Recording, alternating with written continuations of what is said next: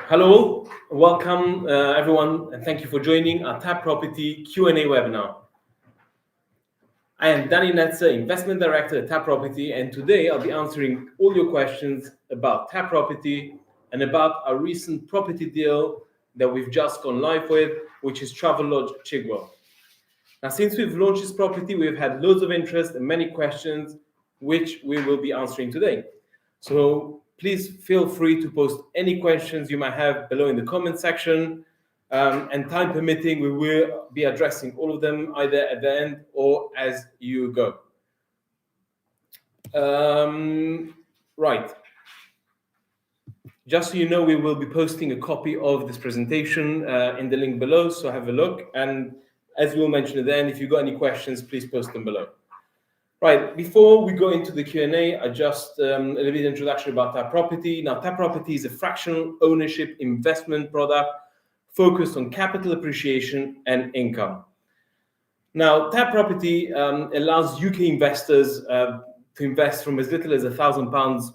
Just for example, as you can see on your screen, this hotel, this lovely Travelodge, which we'll be discussing soon. Before, obviously, Tap Property came around, the only way one could invest in such a property would be to get 20% or 30% deposit and then borrow the rest to be able to purchase this property. What Tap Property allows you to do is to own this particular property for as little as £1,000 without any debt. And there are many advantages to it.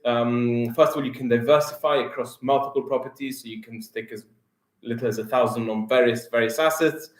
There are no management or acquisition hassle. Everything is dealt by us here at Tab. We deal all the way dealing with the solicitors, the acquisition, with the agents, and then bringing it through the management process, and then all the way to the eventual sale. We regularly report to our investors, so we tell them about the performance of our tenants, any updates, if there's any appreciation to the assets that we've been able to improve. We notify and we let all the investors know about that. We also have an escrow account where we put any investors' funds on reserve, and these are funds that utilize. We'll discuss about this point a bit later on. And then there's no debt, as we mentioned before. We don't need to go out for a mortgage, and you can own this asset without any debt. Right, so let's discuss this particular Travelodge. As you can see, it's already live on the platform, as I mentioned. So this is a 34-bed hotel located inside of Chigwell, up the road from the underground station. Now, Chigwell is a residential area. It's very affluent. It's in a suburban environment. It's a beautiful green area. It's near many parks. Really lovely part of town. It's just northeast of London. It's a suburb of London. What's with this hotel? There's a tenant in place, which is Travelodge Limited. There's a lease in place, an FRI lease, which means a full repair and insurance, meaning the tenant is responsible to maintain the property and the cost of insurance. The lease is in place until 2035. In 2035, we've got an option to extend the lease at the landlord on behalf of our investors till 2041. Now, this is quite a positive aspect of it, because that means you've got secured income for the next 17 and a half years against the property. Right.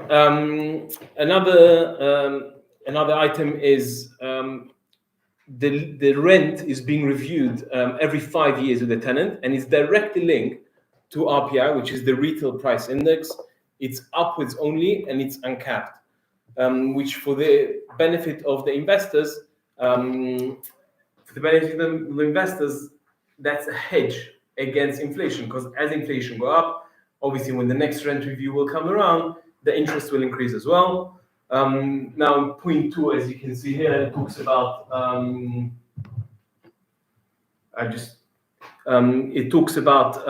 the virtual freehold aspect. So one of the questions we ask is that the property is being held on leasehold.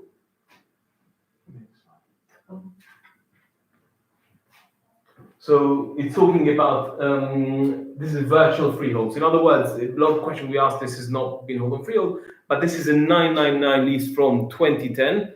We are paying the freeholder peppercorn rent, which is a small rent of £10. It's for all intents and purposes equivalent to a freehold. There are no restrictions on our lease. We can use the building for alternative use. We could develop it, and we've got full access to it. Now, the point number 3 that's mentioned on the slide is price per square foot. If we considered the full amount of the investment, including stamp duty or all the costs associated, it averaged around £327 a foot. We looked quite closely at comparables in the area, and a conservative estimate of sold prices in the last 12 months in the area has been £510 a foot, which is a good indication that we're buying the building quite well on a capital value basis. We're discussing about the advantage. This is a commercial asset, so it's eligible for SIP and SAS investments. Point 5 relates to how well we're buying also from an investment point of view. We've looked at comparable evidence of travel lodges and other hotels that have traded in the last 12 months. And we've calculated that we value this building based on the rest of the market at £4,225,000. As I'll mention shortly, we're actually all in. The investors will be for 3.68 million. So the purchase, we're getting quite a discount on day one. We'll touch on this a bit later. There's potential also. I mean, there's always any upsides there. Any beneficial upside will be from the building, any upgrades or any improvement in the lease. Obviously, it will be to the benefit of our investors. Right.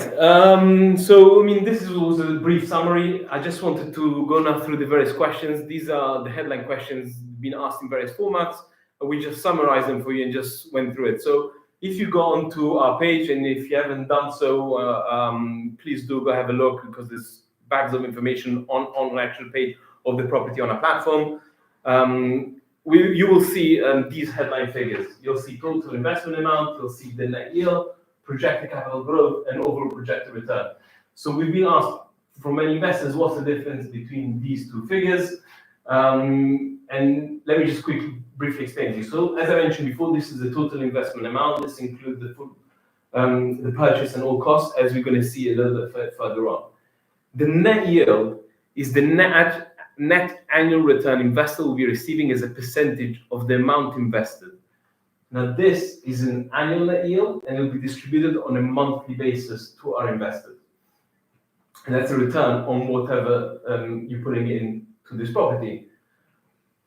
There's a projected capital growth, which again, we're going to go into a bit more details, which is the annual capital growth, and which this amount is only realized upon the exit of the investment. So whenever we sell the investment, this is when you're going to be realizing that amount.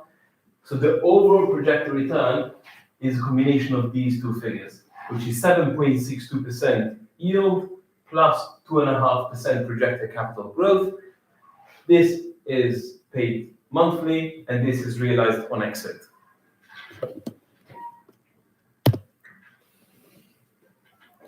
Now, how do we calculate the net yield? Right. So let me just walk you through the figures. These two tables represent the two figures that are going to be key to calculate what the net yield is going to be.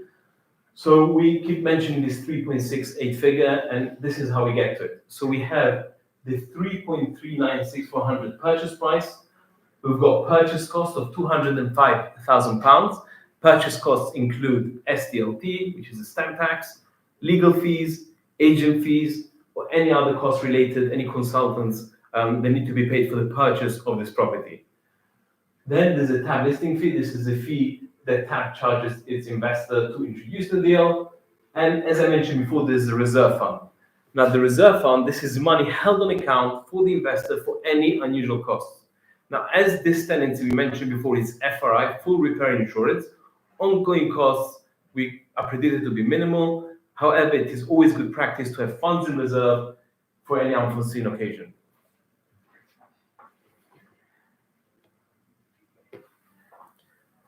Now, this is on day one of the purchase. The net income, so we've got the gross rent per annum. This is what Travelodge pays as the tenant on an annual basis. We keep reserve fund. The reserve fund is constantly being topped up to make sure there's enough in there for any unforeseen. Tag management, this is for us to look after, to liaise with the tenants, collect the rent, and improve the assets as much as possible. If we subtract these two figures from the gross rent, we get to the net income, which is £280,000 per annum. Now, all these calculations, if you go to our page, you'll be able to find all this information. There's various attachments. I encourage you to go see it. If we take the net income per annum, which is £280,000 circa, and you divide it by the total investment amount, you get to the 7.62%, which is the yearly income.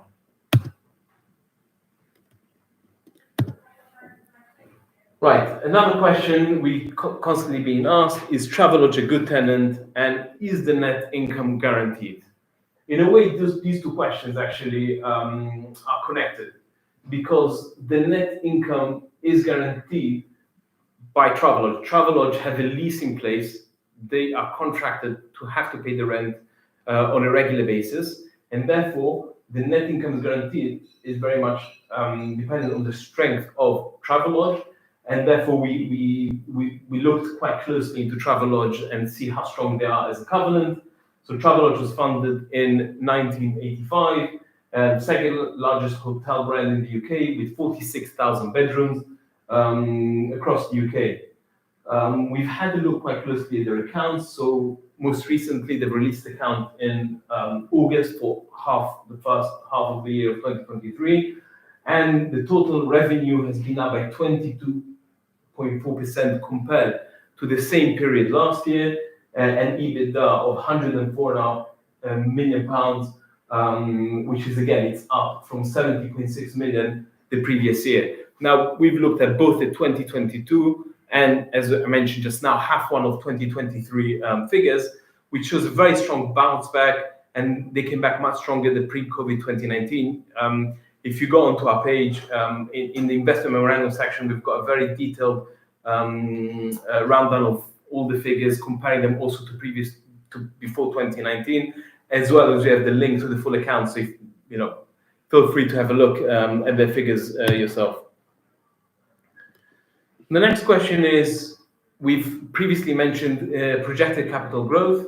So how do we calculate the projected capital growth?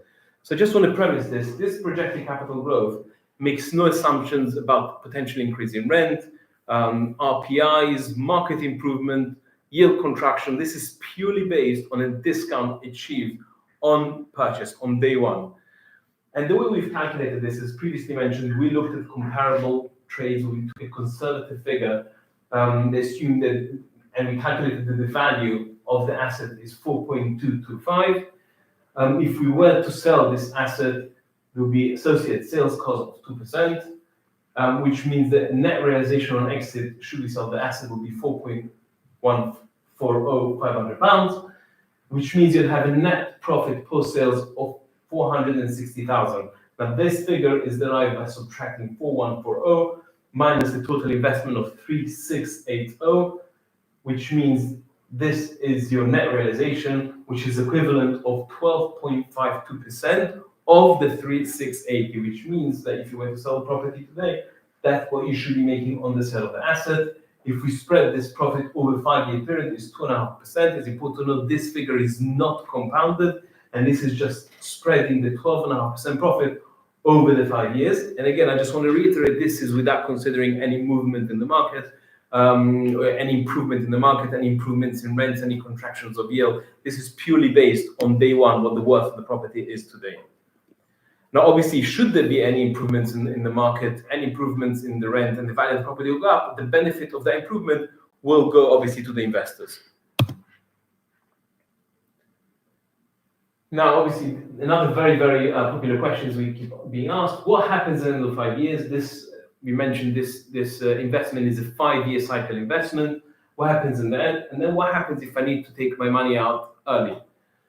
So just as the headline answer to this question is, after 5 years, the plan is to sell the property on the open market. We would realize by that time the income and the capital appreciation and sell it on the open market. However, should a person want to exit within that period, we have allowed investors to trade with one another. So if somebody wants to sell their particular investment from the property to the other investors, they've got capability of selling it instantly, really offline, really. So we would be able to find another investors to take over your investment. And from Q1 of 2024, we'll be launching an online trading platform where you'll be able to list your investment on the platform, and then you'll have other investors looking to buy the investment, which actually leads us to option 2 as well, whereby at the end of 5 years, obviously we would like to give, obviously we say we will sell it on the open market. However, we would like to give the option to our investors in 5 years to be able to buy the asset from the existing investors, which means we'll be able to leverage on our trading platform to be able to exit as an additional option to exit from the investment and try and sell it on to other investors. And obviously, as I mentioned before, open market sale, that's always something that we're going to target, is try and sell the property on the open market.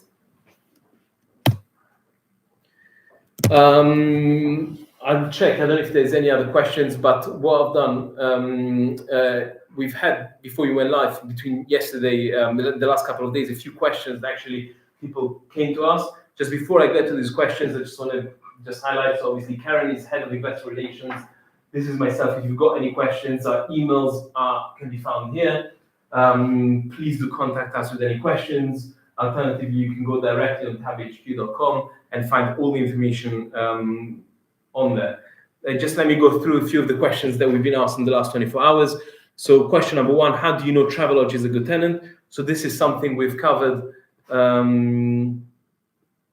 This is something we've covered before. Travelodge, we look through the accounts, we look how historically they've done, and the projections, the results that have come out. And obviously they've recovered post-COVID. They had a very, very good recovery since then. Is capital value you are buying sensible? So again, this is a very good question, because obviously from an investment point of view, you always want to make sure that you get good return for your buck. However, you want to make sure that the brick and mortar that you're buying good value as an asset, generally independent of whether the tenant is there or the tenant is good or not. And obviously, as we mentioned before, we've checked it on a per square foot basis compared to other properties that have sold in the area in the last 12 months. The next question we've been asked, what if there is an unexpected cost? Will we need to put more money in it? So if, let's say in 3-4 months, there's any, we need to get a consultant, maybe to potentially look at planning to go upwards. Is there any cost associated, additional cost to put money in? So as previously mentioned, there is a reserve fund in place whereby we will actually allocate money for occasions like that. And the whole idea of the reserve funds is that we don't have to go back to investors to raise more money, but rather that fund is there actually to cover any unassociated costs. When do I receive my first payment? We pay monthly to our investors. So from the rental that we collect quarterly, and the rent is paid monthly to our investors, and that's on the 15th of every month. We expect the first payment to be on the 15th of February. Right. Another question we've been asked, can I increase my investment throughout the project? So that's an excellent question. So I think there's 2 points really to answer that question. Point number 1, as you mentioned on the trading platforms, the idea is going to be if you will have investors who are going to want to exit their investment, you'll have an opportunity throughout the cycle of the investment to trade, more investments into the property. And definitely that's something that's going to be open, and investors will be aware as soon as somebody decided to sell it on the platform. The other thing is, overall picture for Tap Property, this is the first large investment. We're going to have many, and the idea is to be able to trade and to reinvest into other properties, reinvest the profits into other properties. And the idea is, you can put more money into the investment, as I mentioned, by the trading, but there'll be many opportunities coming onto the platform. One more question: is the capital growth limited to 2.5%? So I think here, as I mentioned before, 2.5% is an estimate which we've taken into account no other growth except for the discount that we've taken on day one. However, any growth based on increasing rent or the market improving or any planning uplift, any improvements to the property, either to the physical or to the investment angle of it, will be purely to the benefit of the investors, which means you've got this massive upside potential for this particular investment. I'm just trying to see if there's any other questions at the moment. Perfect. Just to let you know, if you've got any questions, you look at our website. Again, go on our website. But thank you all for joining us today. Appreciate if you've got any questions, please get in touch with us, and we'll see you on the next webinar. Thank you.